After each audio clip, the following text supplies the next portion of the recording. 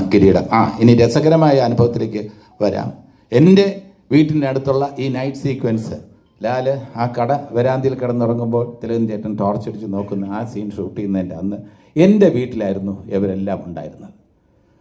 ഇപ്പം മോഹൻലാലിൻ്റെ ഏറ്റവും അടുത്ത ഒരു സുഹൃത്ത് വളരെ പ്രഷ്യസ് ആയിട്ടുള്ള ഒരു നിധിയായിട്ടൊരു കാര്യം കൊണ്ടുവന്നു. പറങ്കി അണ്ടിയിൽ വാറ്റിയ ഒരു പ്രത്യേക തരം ചാരായം.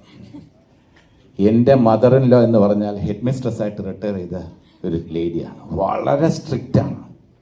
അപ്പോൾ ഞാൻ പറഞ്ഞു, അത് ആരും മദർ ഇൻ ലോ അറിയാതെ നിങ്ങൾ മാനേജ് ചെയ്താൽ കുഴപ്പമൊന്നുമില്ല.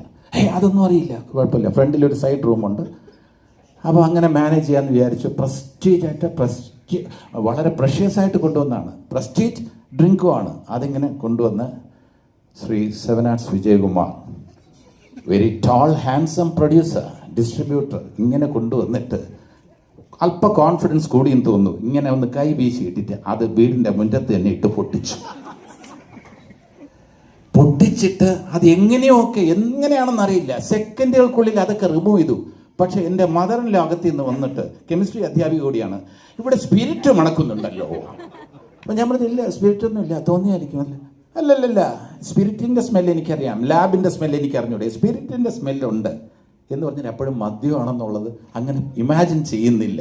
അതുകൊണ്ട് രക്ഷപ്പെട്ടു.